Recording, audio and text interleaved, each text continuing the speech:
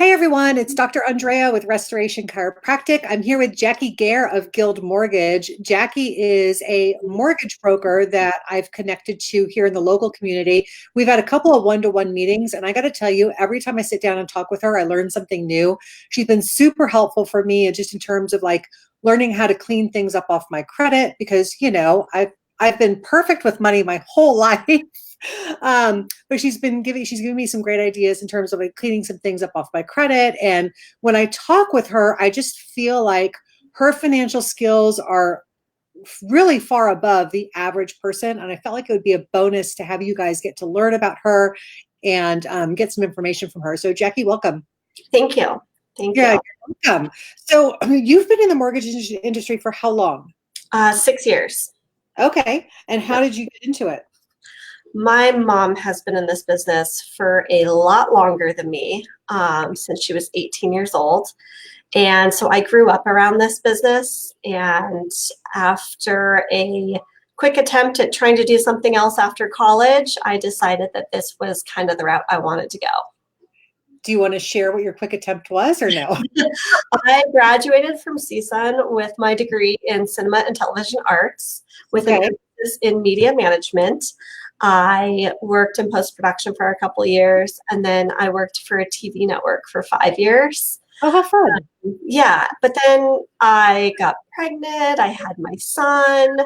I felt like a 3-hour commute every day was not quite the life I wanted. I kind of wanted to build something for myself. So I called up my mom and said I wanted to do this. Well, good for you. So when you were little, like, did your mom take you to the office and stuff? Because my kids, like, they call my office. It doesn't matter where my office is because this is not my first office. But they're always like, oh, yeah, chiropractic office is like my second or third home. So was that you? That was me. During spring breaks and things like that, I'd go help file paperwork for her and get paid very small amount allowance for doing that. Right. So I was always around her office growing up. Yeah, I bring my daughter in, my older daughter, and I make her like catch up on all my admin stuff. I'm like, I'll buy you hamburgers and give you gas money. What is your favorite thing about working a mortgage? I really like that it's a puzzle. Math was my favorite subject growing up in school. Weird, I know. But more so, I really enjoyed my probability and statistics class senior year of high school. And that I realized is because it's kind of like figuring out a puzzle, how to get to the end process. And I feel like loans are that way too. Every single loan is different. Every way to get the client to the end result is going to be a different process. And it's figuring out how to get them there that I. Okay, that's very cool. So here's what I'd like to do. Let's take a couple. We'll call them Jill and Ryan, because I can't think of any other names. We'll call them Jill and Ryan. And Jill and Ryan are first-time home buyers.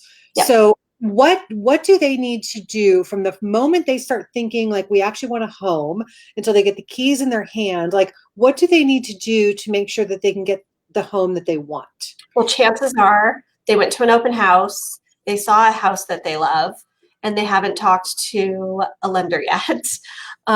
So what they want to do is, conversation is to speak with a lender. Call me up and let's have a quick conversation on the phone. I usually like to feel them out. What is it that you're looking for?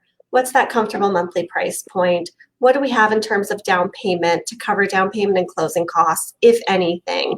Do we need to explore down payment assistance programs? Do we have parents that are willing to gift money? Once I kind of... Is that a real thing? That's how I bought my first house, luckily. My dad would always say to me, this is a little side, my dad would always say to me, like, you're getting nothing, we're going to spend it all before we die. And he held on to that. Like, I mean, not that my parents have never helped me. Like, once I was 18 and out the door, like, that was pretty much just it. I was on my own. Well, that's the thing. I mean, living in the LA area, houses are so expensive. And a lot of clients can't afford that monthly payment, but it's the down payment that they have trouble with. Right. So that's where I really like to explore where we need to get the funds from. A lot of people don't realize they can take loans on their 401ks that are not penalized. which is always a great option as well. So Oh, you could do a little 401k. yeah, so I like to explore many different options, but that's what I tell them. I have that conversation. It's usually on the phone because, again, no one likes to drive around this city. Right. But I do offer them to come to my office if they want to. Once I have that conversation with them, I kind of get them together some numbers and some scenarios. And I like to show them because I want to make sure, does that price point that they're talking about match that monthly payment that they can afford to pay every month? Once we talk about scenarios, that's after that, if they're comfortable with that and they still want to go, house hunt and buy a house, which they almost always still do, that's when I gather the loan documents and get them fully pre-approved.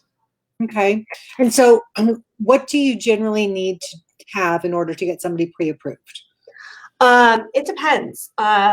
If we're talking about a standard conforming loan or a high balance loan, which is just under 800,000 in LA County for loan size. So pretty much anything in LA. Yeah, well, then it's going to be pretty basic. If you're a W-2 employee, you've been on your job more than 2 years, chances are I'm only going to need one W-2, one pay stub. Okay. A lot of employers report to the work number, which is an online database that lenders, as long as they've given us the,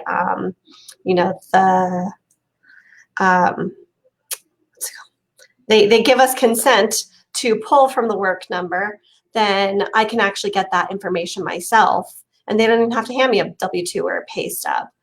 Nice. So I try and make it as easy as possible, but every client's different. So after I've had that conversation with them, what do you do for a living? What does your wife do for a living or your husband do for a living? Then I can build out that needs list based on their specific needs. If they're self-employed, I'm going to ask for tax returns. Chances are I'm going to ask for 2 years of tax returns. So right now it'd be 17 and 18. If you've filed 19, then I would need 19. So it's just going to be dependent on, what they do. Yeah. I want to circle back around to the down payment issue for a second. So what are some of the different down payment options that people have if they don't have all of the money that they need right away? Well, you can buy a house with as little as 0% down. Okay. You can have VA benefits, or if you're using a USDA loan. There are parts outside of LA that are USDA eligible. USDA is a rural loan. So there's parts in Camarillo that you can actually get a USDA loan. Just outside of Santa Clarita, you can get a USDA loan. Okay. So they're not as common here. So the more common ones we're going to see is FHA and conventional. We can go as little as 3% down on conventional and 3.5% down on FHA. So it's going to be very minimal. But the options that we would want to look at for those down payments would be, what do you have in savings? Do you have anything in stocks? Do you have any ability to get gift funds? Otherwise, then maybe we want to look at that loan on that 401k. And each 401k company is a little bit different. So I tell them, call your 401k company and assure that there's no tax penalties for taking a loan. Don't take a draw, take a loan. Okay. And explore your options there. Usually you can take up to $50,000 on a 401k loan at 50% of your account value. So in order to take the max 50,000 loan, you would have to have 100,000 in your 401k. If you only have 50,000 in your 401k, chances are you take a loan of 25,000. So those are things I tell them to explore with their 401k companies. And then lastly, we look at down payment assistance programs. The Cal HFA program, which allows a second lien, which is the gift funds. Well, they're not gift funds, actually. They're a second lien. And then they do have a third as well that all come due when you go to sell the home. So you do have to pay those back. But then there's also Golden State Finance Authority, which I do love because it is a forgivable second. So as long as you've owned the house for 3 years, you do not have to pay back that second. Interesting. How does that work? So I have a client right now that I have pre-approved on a 3% down conventional loan, and she's getting a 5% down payment assistance. So that should cover the bulk of her down payment as well as her closing costs. But they do put a lien on the property in that amount. So Right. forever that amount is at that 5%. They put a second lien on the property that goes just behind the first. And then after 3 years, it's forgivable and that lien goes away. So then what happens? So what happens to that loan after 3 years? They forgive it. It's gone. It's just a lien and they remove the lien. That's so weird. So then they just lose that money? It's basically gift funds at that point. Huh. That's They so don't have to interesting. pay it back. Mm-hmm. That's so interesting. Okay, that's cool. Now there are income limits and purchase price limits on these programs. So you have to be under the income limits. Got it. I do find a lot of my clients in this area don't actually qualify for down payment assistance because they make over the limits. Got it. Off the top of my head, I don't know what it is. It might be 80,000 for LA County. So if you make over 80,000 as a household, you don't qualify. Yeah, got it. Okay, so that makes sense. I was like, wait a minute, why isn't everyone taking advantage of this? Yeah. One of the things that really impressed me when you and I sat down to talk a couple months ago, I don't remember how long ago it was, but you really seem to understand like how somebody can take their existing mortgage and then use it to do other stuff. Can you talk about that just a little bit? Like you seem to have like ninja skills there. Sure. So it depends how much equity you have in your home. I will talk about a specific incident that I refinanced a client. They were paying over $1,000 a month in credit card minimums, just the minimums, which means they're not really paying these credit cards down. They're just sitting there racking up the debt. And I can't remember what their interest rate was at the time, maybe 4.75% on their mortgage. And I said, they also had like 400,000 of equity in their house. I said, why don't we look to take cash out, pay off all your credit cards, and we also reduced their rate at that time to a 4.25 or something like that. So their monthly payment went up about $100 a month on their mortgage for taking out all that cash to pay off their credit cards. But instead, now all their credit cards are at zero. They're no longer paying these high interest balance credit cards. They've reduced their mortgage rate and they're saving now $900 a month because their payment went up 100, but their credit card debt went down by 1,000 a month. Right. So it just worked much better for them to do that. Yeah. Awesome. Okay, cool. So how do people get a hold of you? I want to pop it up on the screen so they can see. What's the best way? They can call me.